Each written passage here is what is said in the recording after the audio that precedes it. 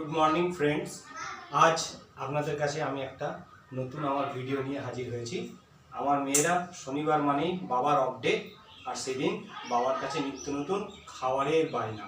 তার জন্য আজ আমার রান্নাঘরে আপনাদেরকে একটা নতুন চিকেনের রেসিপি বানিয়ে আপনাদেরকে দেখাচ্ছি।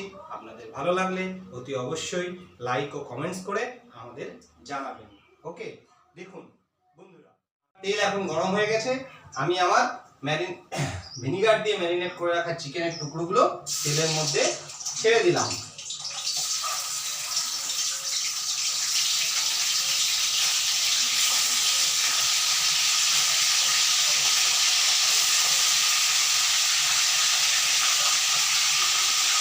এছাড়াও আমি অনেক কিছুই রান্না এক্সপেরিমেন্ট করতে ভালোবাসি, মেয়েরা খেতে পছন্দ করে, তাই তাদের জন্য আমি বানানোর চেষ্টা করি।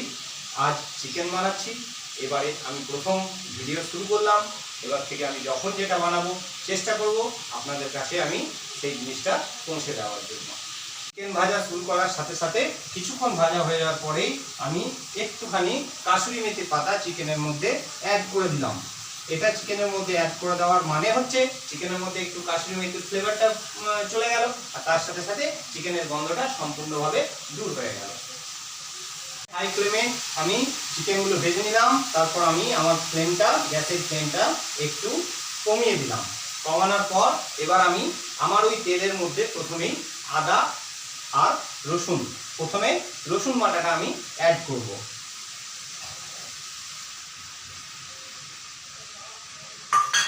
রসুন বাটাটা অ্যাড করে আমি কিছুক্ষণ সেই রসুনটাকে ভাজা ভাজা করে ভেজে নিলাম। তা করতে করতে আপনাদের দেখিয়ে নিই, আমার চিকেন যেটা ভেজে তুলে রেখেছি সেটা মোটামুটি ভাজা হয়ে গেছে। একদম এরকম ভাবে আপনারা ভেজে নেবেন। তারপর আস্তে আস্তে আপনারা সেই তেলের মধ্যে প্রথমে রসুনটাকে দিয়ে প্রথমে হালকা ফ্রাই করে নেবেন। তখন সেই মুহূর্তে গ্যাসের লো ফ্লেম রাখার কারণটা যাতে মশলাটা না জ্বলে যায়, তার জন্য আপনারা লক্ষ্য রাখবেন। পেঁয়াজ এখন ভাজা কমপ্লিট। আমি পেঁয়াজটা পাত্রের মধ্যে সরিয়ে রাখলাম। যদি প্রয়োজন হয় ভালো, না হলে আরেকটু প্রয়োজনে সামান্য একটু তেল অ্যাড করলাম। একটু তেল দেওয়ার পর আমি আমার যে গরম মশলাগুলো, গোটা গরম মশলা, সেই গোটা গরম মশলাটা আমি তেলের মধ্যে দিয়ে দিলাম। গরম মশলা দেওয়ার পর কিছুক্ষণ নাড়াচাড়া করার পর আমি এবারে কেটে রাখা টমেটোটা অ্যাড করলাম। আমি দুটো টমেটো নিয়েছি। দুটো টমেটো নিয়ে ছোট ছোট করে কুচি করে কেটে নিয়ে তারপর সেটা আমি তেলের মধ্যে অ্যাড করলাম। বেশ কিছুক্ষণ আমি গরম মশলার সাথে টমেটোটাকে ফ্রাই করে নিলাম। একটু লো মিডিয়াম আঁচে করবেন যাতে মশলাটা না লেগে যায়। আপনাদের সবসময় লক্ষ্য রাখতে হবে লো মিডিয়াম আঁচে রান্না হয় সুস্বাদু। এর মধ্যে আমি আস্তে আস্তে আমার এবারে বেটে রাখা সমস্ত মশলাগুলো অ্যাড করতে থাকবো। প্রথমে দিলাম আদা বাটা দিয়ে বেশ কিছুক্ষণ আমি নাড়াচাড়া করে নিলাম। কারণ আদা বাটাটা দেওয়ার সাথে সাথে নাড়াচাড়া না করলে আদা অনেক সময় জ্বলে যাওয়ার চান্স থাকে, তাই খুন্তি থামাবেন না, একটু নাড়াচাড়া করে নেবেন। তাহলে আদাটা সব মশলার সাথে ভালো করে মিশে যাবে। যেহেতু টমেটো দেওয়া আছে তাই আমার এখানে লেগে যাওয়ার কোনো ভয় নেই। তাই আস্তে আস্তে এবারে আমি আমার সমস্ত মশলাগুলো অ্যাড করব। রান্নায় রং আনার জন্য একটু চিনি ব্যবহার করলাম। রং স্বাদ দুই চিনির মধ্যে পাওয়া যায়, আমি তাই চিনি ব্যবহার করলাম। যারা চিনি খাবেন না তারা চিনি ব্যবহার নাও করতে পারেন, কিন্তু চিনি দিলে একটু রান্নার স্বাদ ফেরে, তাই আমি কিছুটা চিনি অ্যাড করলাম। একে একে আমার সমস্ত মশলাগুলো ব্যবহার করব। প্রথমেই আমি আমার ধনে গুঁড়ো 2 চামচ, আমি আগে থেকেই মেজারমেন্ট করে রেখেছিলাম তাই হাত দিয়ে ব্যবহার করলাম, আপনারা চামচ দিয়ে মেজারমেন্টটা করে নেবেন। জিরে 2 চামচ, হলুদ সামান্য পরিমাণ, কাশ্মীরি লঙ্কা সামান্য পরিমাণ।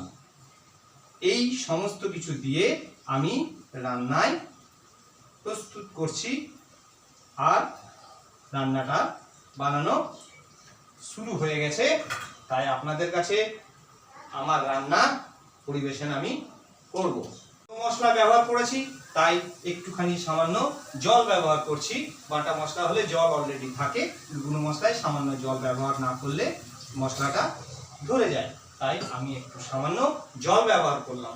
জল ব্যবহার করে আমি মশলাটাকে বেশ কিছুক্ষণ হতে দেব। আমার মশলা যতক্ষণ পর্যন্ত গন্ধ না ছাড়বে ততক্ষণ আমার মশলা আমি রেডি করব। 15 মিনিট আমি মশলাটা বানানোর পর দেখুন আমার মশলা অলরেডি তেল ছাড়তে শুরু করেছে। আপনাদের একটু দেখিয়ে দিলাম।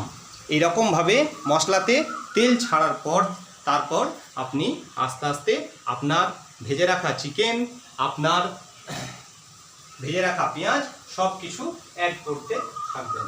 ভেজে রাখা পেঁয়াজ মশলার মধ্যে অ্যাড করলাম।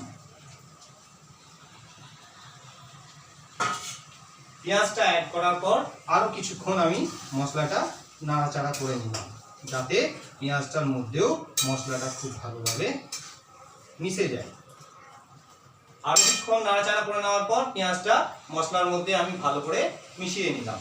স্টিম বাড়িয়ে আমি মশলাটাকে বেশ কিছুক্ষণ নাড়াচাড়া করে নিলাম। নাড়াচাড়া করার পর আপনাদের আমি আমার এই বানানো মশলাটা ভালোভাবে আরেকবার তুলে দেখালাম। দেখুন আমার মশলা অলরেডি তৈরি, প্রিপেয়ার্ড। আমার এই মশলাতে আমি এবার আমার ভেজে রাখা চিকেন মিশিয়ে সেই চিকেনটাকে আরও মিনিট 15 থেকে 20 ভালো করে ঢাকা দিয়ে হতে দেব। এখন চাপা রেখে দিলাম যাতে আমার চিকেনটা সুসেদ্ধ হয়ে যায়। আমার চিকেনের যথারীতি কালার চলে এসেছে। আপনাদেরকে আমি আমার চিকেনটাকে একবার ভালোভাবে কষানোর সময় দেখিয়ে দিলাম। দেখুন কি সুন্দর কালার এসছে। আপনি এটা রুটি হোক, আপনি ফ্রাইড রাইস হোক, পোলাও হোক, ভাত হোক, সব কিছু দিয়েই কিন্তু আপনি খেতে পারবেন। এই চিকেনটা এমনই চিকেন যে সব কিছুর সাথেই এই চিকেনটা মানায়। আর এই চিকেনটা খেতে আপনারা বানিয়ে খেয়ে দেখবেন, সত্যি আপনাদের খুব ভালো লাগবে। মেথি উইথ চিকেন আমার রেডি। এবারে আমি পরিবেশন করে আমার মেয়েদেরকে খাওয়াবো। আপনারাও এইভাবে বানিয়ে আমাকে কমেন্টসে লিখে জানাবেন। ধন্যবাদ।